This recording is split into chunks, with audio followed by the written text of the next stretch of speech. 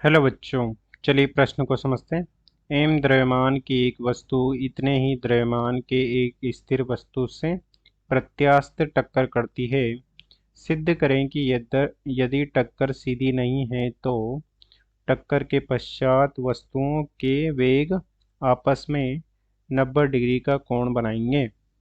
हमें बताना है कि टक्कर यदि सीधी नहीं है तो टक्कर के पश्चात दोनों वस्तुओं के वेग आपस में 90 डिग्री का कोण बनाते हैं, ये हमें सिद्ध करना है। मुख्य अवधारणा में हम देख सकते हैं कि माना कि कोई m1 द्रव्यमान की गेंद u1 वेग से गति करती हुई m2 द्रव्यमान की गेंद से जो कि u2 वेग से गतिशील है से टक्कर करती है और टक्कर के बाद m1 द्रव्यमान की गेंद v1 वेग से व m2 द्रव्यमान की गेंद v2 वेग से गति करने लग जाती। तो हम देख सकते हैं कि चूंकि यहाँ पर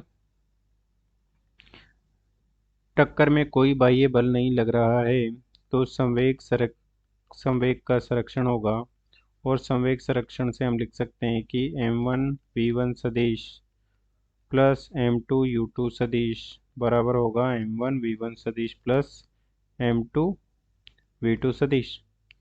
तथा यदि टक्कर प्रत्यास्थ हो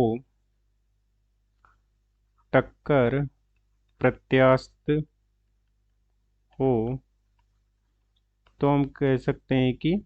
प्रारंभ में जो गतिज ऊर्जा थी वही टक्कर के बाद की गतिज ऊर्जा होगी, अर्थात के फाइनल बराबर हो जाएगा के इनिशियल या के इनिशियल बराबर के फाइनल। तो टक्कर के पहले की गतिज ऊर्जा बराबर हो जाएगी टक्कर के बाद की गतिज ऊर्जा, जिसे हम लिख सकते हैं कि 1/2 m u1 की घात 2 प्लस हो जाएगा 1/2 m2 u2 की घात 2 बराबर हो जाएगा 1/2 m1 v1 की घात 2 प्लस हो जाएगा 1/2 m2 v2 की घात 2। अब चलिए प्रश्न को हल करते हैं। प्रश्न में दिया गया है कि एक स्थिर गेंद है और एक समान द्रव्यमान की एक दूसरी गेंद है जो कि v1 वेग से गतिशील है तथा दूसरी समान द्रव्यमान की गेंद u2 है जो कि उसका वेग स्थिर है। और जैसे ही ये इस गेंद से टकराती है तो टकराने के बाद माना कि इस प्रकार से टकराती है और टकराने के बाद दोनों गेंदों के वेग इस प्रकार से माना कि अल्फा व बीटा कोण पर चले जाते हैं। इस प्रकार से टक्कर के बाद माना कि एक गेंद v1 वेग से तथा दूसरी गेंद v2 वेग पर चली जाती है तथा ये क्षैतिज से अल्फा कोण पर व क्षैतिज से बीटा कोण पर चली जाती है। तो हमें बताना है कि सिद्ध करना है कि अल्फा प्लस बीटा बराबर है 90 डिग्री, ये हमें सिद्ध करना है। अब चलिए हम यहाँ हम देख सकते हैं कि u1 क्षैतिज दिशा में वेग है तथा यहाँ पर अल्फा और बीटा कोण होने से इन वेगों के क्षैतिज व ऊर्ध्वाधर घटक हो जाएंगे। तो इसे हम लिख सकते हैं कि v1 का क्षैतिज घटक हो जाएगा v1 कोस अल्फा और इसी प्रकार हो जाएगा v2 कोस बीटा और इसी प्रकार से ऊर्ध्वाधर घटक हो जाएंगे v2 साइन बीटा और ये हो जाएगा v1 साइन अल्फा। और यहाँ से हम लिख सकते हैं कि x दिशा में संवेग संरक्षण से हम लिख देंगे कि m1 u1 प्लस 0 हो जाएगा क्योंकि स्थिर था दूसरा कण, और ये हो जाएगा x दिशा में है तो m गुणा v1 कोस अल्फा प्लस हो जाएगा m गुणा v2 कोस बीटा। तो ये हो जाएगा v1 cos alpha plus v2 cos beta बराबर u1, जो कि माना कि समीकरण नंबर 1 है। और अब हम देखते हैं कि y दिशा में समवेग संरक्षण से हम लिख देंगे, चूंकि प्रारंभ में टक्कर के पहले y दिशा में कोई वेग नहीं है तो दोनों द्रव्यमानों के वेग शून्य हो जाएंगे, और टक्कर के बाद m द्रव्यमान का v1 साइन अल्फा तथा m द्रव्यमान का v2 साइन बीटा वेग है। तो यहाँ से हमें प्राप्त हो जाएगा कि v1 साइन अल्फा बराबर हो जाएगा v2 साइन बीटा के, जो कि माना कि समीकरण नंबर 2 है। तथा चूंकि ये टक्कर प्रत्यास्थ टक्कर है तो इसके लिए हम देख सकते हैं कि टक्कर के पहले की गतिज ऊर्जा बराबर हो जाएगी टक्कर के बाद की गतिज ऊर्जा, अर्थात के इनिशियल बराबर के फाइनल। तो इसे हम लिख सकते हैं कि 1/2 m v1 की घात 2 प्लस 0 बराबर हो जाएगा 1/2 m v1 की घात 2 और 1/2 m v2 की घात 2। और यहाँ से हम लिख सकते हैं v1 की घात 2 बराबर हो जाएगा v1 की घात 2 प्लस v2 की घात 2, जो कि हो जाएगा समीकरण नंबर 3। तथा हम इसे सरल करने के लिए समीकरण 1 का वर्ग कर देते हैं। समीकरण 1 का वर्ग करने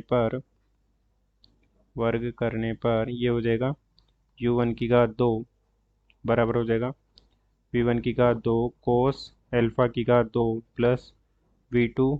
की घात 2 कोस बीटा की घात 2 प्लस हो जाएगा 2 v1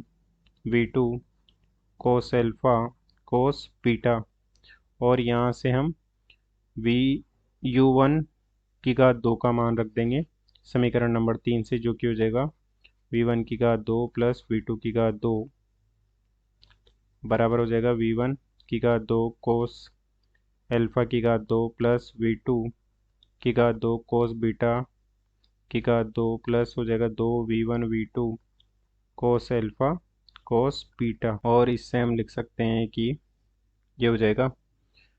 v1 की घात 2 1 माइनस कोस अल्फा v1, और ये हो जाएगा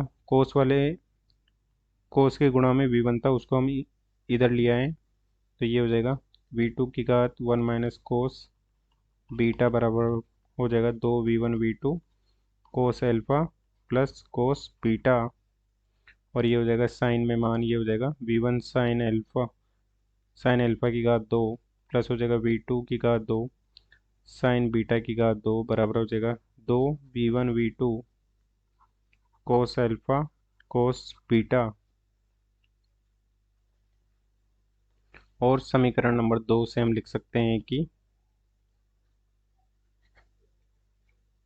v1 बराबर हो जाएगा v2 साइन बीटा बटे साइन अल्फा, क्योंकि v1 समीकरण 2 से हमने लिखा है तो यहाँ पर मान रख देंगे हम इसका। तो ये हो जाएगा 2 v1 की घात 2 साइन 2 अल्फा बराबर हो जाएगा 2 v1 गुणा v1 साइन अल्फा बटे हो जाएगा साइन बीटा, v2 का मान लिखा है हमने, v2 का मान लिखा है हमने, तो ये हो जाएगा v2 का मान हो जाएगा v1 साइन अल्फा बटे साइन बीटा हमने लिखा है, v2 का मान हमने लिखा है, तो ये हो जाएगा। और ये हो जाएगा कोस अल्फा कोस बीटा, और सरल करने पर ये हो जाएगा साइन अल्फा साइन बीटा बराबर हो जाएगा कोस अल्फा कोस बीटा, और ये हो जाएगा cos alpha cos beta minus हो जाएगा साइन अल्फा साइन बीटा बराबर 0, जो कि हो जाएगा कोस अल्फा प्लस बीटा बराबर 0,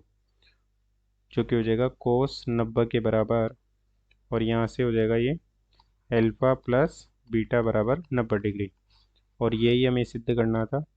अतः दिए गए प्रश्न को हमने सिद्ध कर दिया है। आशा करते हैं आपको समझ में आया होगा। धन्यवाद।